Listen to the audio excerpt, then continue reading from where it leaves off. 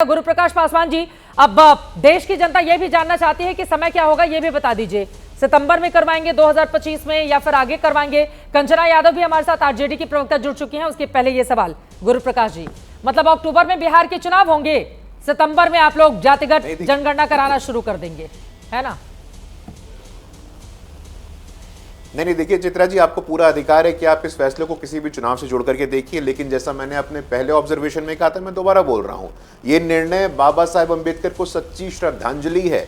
देखिए चित्रा जी, देश का मन मस्तिष्क बदल रहा है, देश का मूड बदल रहा है। लंबे समय तक इस देश पे सामंतवादियों ने राज किया है। आपने खुद कहा, और मैं स्वागत करता हूं इस बात का, कि जो काम नेहरू जी नहीं कर पाए, जो काम इंदिरा जी नहीं कर पाई, जो काम राजीव गांधी नहीं कर पाए, जो काम मनमोहन सिंह नहीं कर पाए, वो पिछड़े वर्ग से आने वाले एक सामान्य परिवार में जन्म लिए अति पिछड़ी जाति के नरेंद्र मोदी जी ने किया है। आपका पिछड़ा होना आवश्यक है, आज सिर्फ बोलने से नहीं होगा।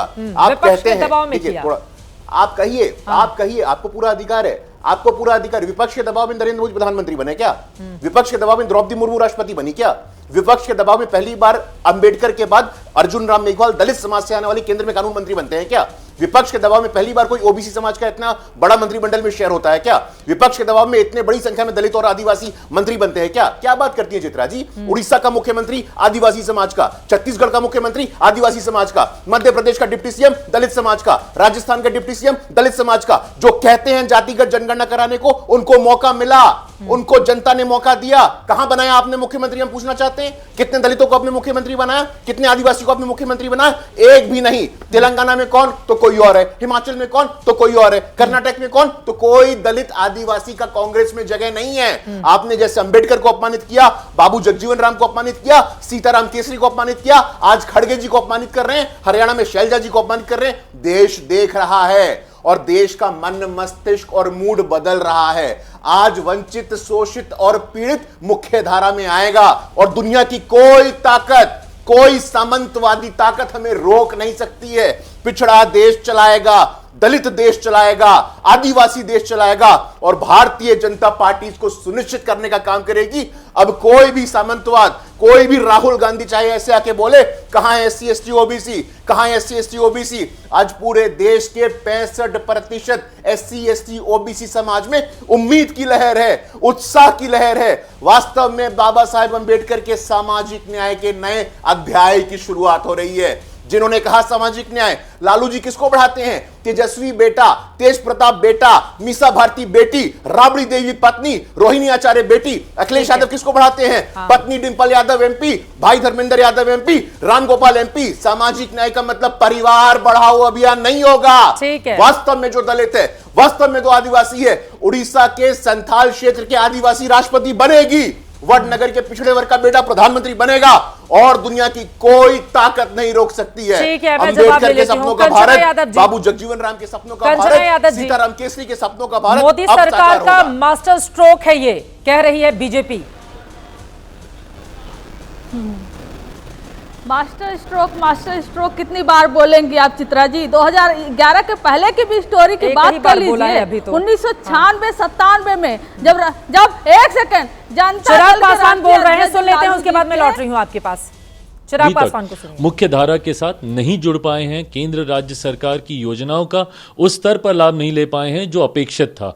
मुझे लगता है इसके होने से हर व्यक्ति को मुख्य धारा के साथ जुड़ने का मौका मिलेगा और देश 2047 में जब विकसित भारत की बात हमारे प्रधानमंत्री जी करते हैं, उस दिशा में, उसकी नींव को मजबूत करने की दिशा में ये एक मजबूत और महत्वपूर्ण कदम है। लेकिन आप कह रहे हैं कि लोक जनशक्ति पार्टी, चिराग पासवान, रामविलास पासवान, तो यहां पर अब श्रेय लेने की सियासत भी शुरू हो गई है। चिराग पासवान की पार्टी की ओर से पहले से ही इस बाबत मांग की जा रही थी कि सरकार जातिगत जनगणना कराए और यकीनन अब सरकार की ओर से यह फैसला लिया गया है, तो उसका स्वागत करते हुए चिराग पासवान को आपने सुना। धीरेन्द्र कुमार मुन्ना जी उनकी पार्टी से हमारे साथ जुड़े हुए। कंचना यादव जी, मैंने तो एक ही बार मास्टर स्ट्रोक कहा, अब 94 साल के बाद जातिगत जनगणना अगर मोदी सरकार करा रही है तो क्रेडिट तो जाएगा ना उसको। कंचना जी सुनिए, नहीं नहीं, आपको मैं 2014 से याद दिला रही हूँ चित्रा जी। 2014 से आप लोग कह रहे हैं कि मोदी का मास्टर स्ट्रोक। आज कोई नई बात नहीं है, आज की बात नहीं कर रही हूँ। खैर, मैं अपने मुद्दे पे आती हूँ। 1996-97 में लालू जी जब जनता दल के राष्ट्रीय अध्यक्ष थे और संयुक्त मोर्चा की सरकार थी, कैबिनेट में हमने पास किया कि 2001 का जब जो जनगणना होगा उसमें जातिगत जनगणना होगा। किसने रोका? अटल बिहारी वाजपेयी जी की सरकार ने रोका, हमने तो नहीं रोका था। 2011 में किसने ठाना? ये लालू जी थे, शरद यादव जी थे, मुलायम सिंह यादव थे। तो 3 यादवास करके चलाया जाता था कि 3 यादवास जो है देश को जाति पाति में बांटने की कोशिश कर रहे हैं, वो तो छोड़ दीजिए। बिहार में जब जातिगत सर्वे कराया तो प्रधानमंत्री नरेंद्र मोदी जी चुनाव में, जो असेंबली का चुनाव हो रहा था, घूम घूम कर रहे थे, भाइयों और बहनों, देश में सिर्फ 4 जातियां होती हैं,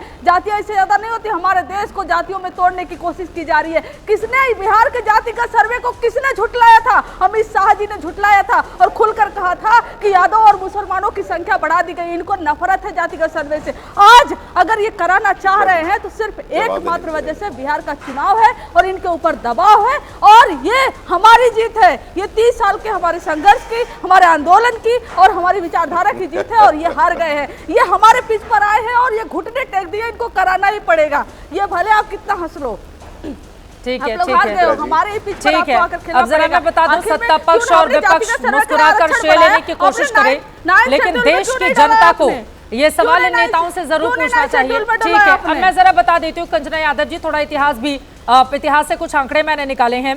देखिए, 1881 में देश में पहली बार अंग्रेजों ने जातिगत जनगणना कराई थी, जातियों की गिनती हुई थी। 1931 तक ऐसा ही चलता रहा।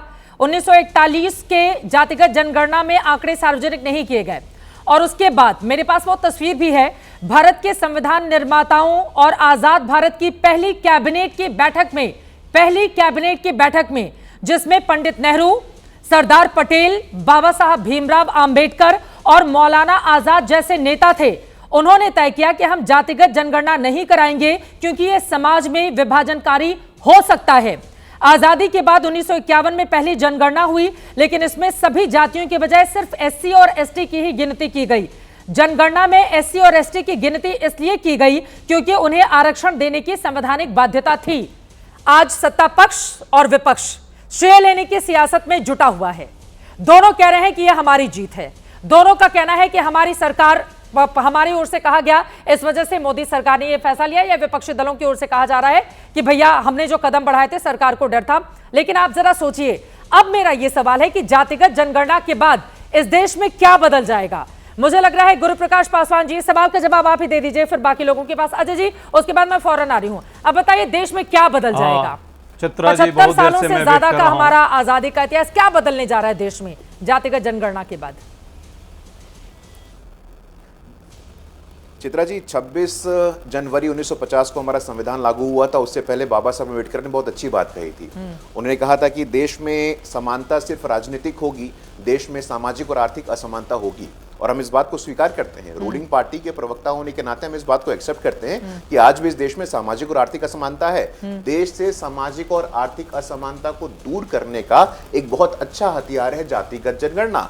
इससे पता चलेगा मीडिया में कितने दलित ओबीसी हैं, सिविल सोसाइटी में कितने दलित ओबीसी हैं, अलग अलग सेक्टर्स में कहां। जैसे जुडिशरी में पहली बार हम देख रहे हैं कि 3 जज सुप्रीम कोर्ट में आज दलित समाज से आते हैं। अगले जो सीजीआई बनने वाले हैं जस्टिस BR गवई, वो दलित समाज से आते हैं। तो संस्थानों में उचित सम्मान हो, संस्थानों में सामाजिक प्रतिनिधित्व हो, संस्थानों में सोशल डाइवर्सिटी हो, संसाधनों का उचित बंटवारा हो, सामाजिक और आर्थिक असमानता को दूर करने का जो संकल्प हमारे संविधान निर्माताओं को उसको पूरा करना है।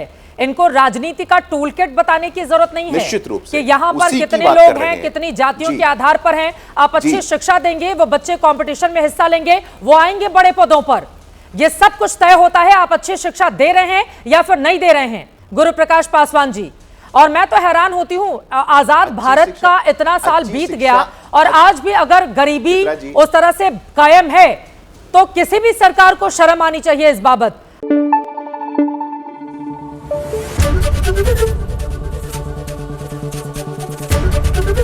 ABP न्यूज आपको रखे आगे।